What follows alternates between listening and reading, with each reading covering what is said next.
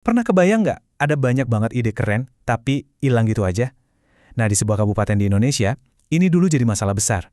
Hari ini kita akan lihat gimana mereka membangun sebuah rumah untuk inovasi, dan itu mengubah segalanya.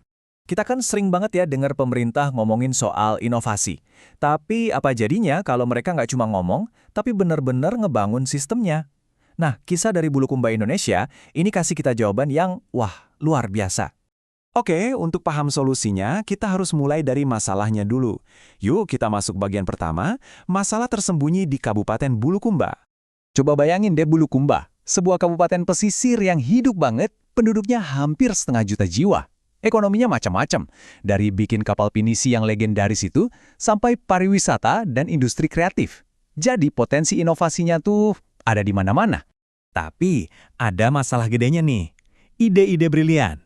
Entah itu dari para birokrat atau anak-anak startup lokal, itu kayak nguap aja gitu. Nggak ada strukturnya, nggak ada yang nyatet, ya udah hilang sebelum bisa bikin perubahan apa-apa. Dan inilah yang membawa kita ke akar masalahnya.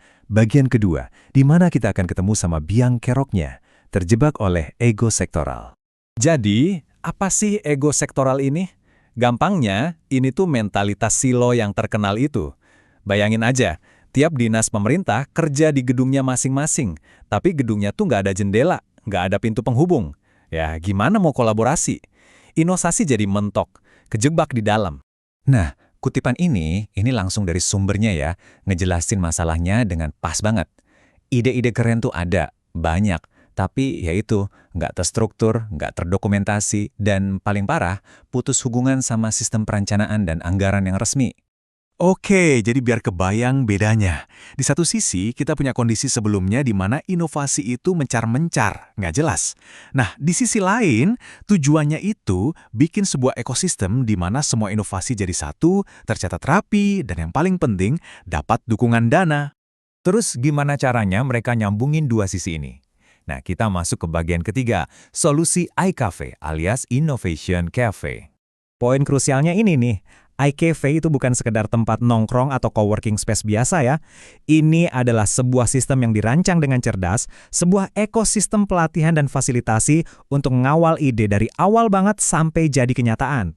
Komponen utamanya apa aja? Nah, bisa kita lihat di sini, iCafe ini jadi pusat kolaborasi di gedung pinisi yang ikonik itu. Yang ngelola juga bukan cuma satu pihak, tapi tim gabungan. Ada dari pemerintah, akademisi, sama pengusaha. Mereka lah yang jadi mentor buat para inovator. Sekarang, kita sampai di bagian yang paling game-changing. Bagian keempat, dari ide menjadi anggaran resmi. Jadi gimana caranya ide mentah bisa dapat dana? Prosesnya simpel tapi ampuh banget. Pertama, ide masuk ke iCafe. Terus, timnya bantu bikinin proposal yang mantap.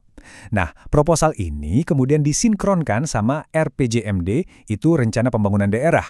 Kalau udah nyambung, inovasinya langsung masuk ke SIPD, Sistem Informasi Pemerintahan Daerah. Artinya apa? Artinya udah masuk jalur resmi buat dapat anggaran.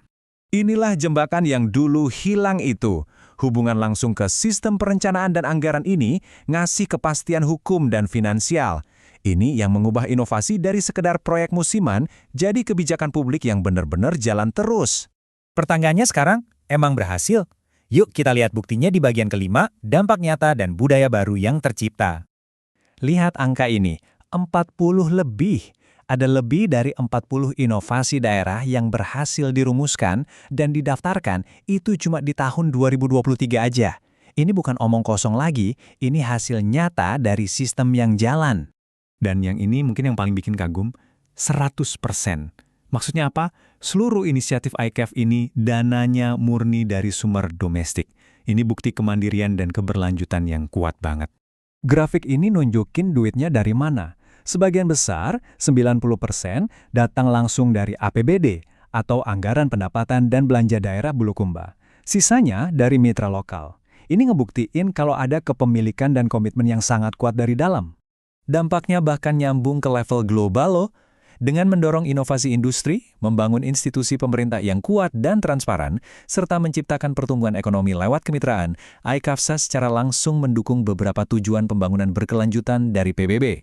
Jadi, apa nih pelajaran yang bisa kita ambil dari suksesnya Bulukumba? Mari kita rangkum di bagian terakhir, sebuah cetak biru inovasi, sebuah pelajaran buat kita semua. Ada 3 pelajaran penting yang bisa kita ambil. Pertama, jangan bikin silo baru. Manfaatkan dan sambungkan inovasi ke dalam sistem yang udah ada. Kedua, teknologi aja nggak cukup. Sentuhan manusia lewat pendampingan langsung itu krusial banget. Dan ketiga, kemandirian finansial lewat sumber daya lokal adalah kunci supaya inisiatif ini bisa awet dan jalan terus. Kisah Cafe Bulukumba ini nunjukin gimana sebuah sistem yang dirancang dengan baik bisa membuka potensi yang luar biasa. Dan ini bikin kita semua jadi mikir kan, kira-kira potensi apa ya yang sebenarnya lagi nunggu buat ditemuin di komunitas kita masing-masing?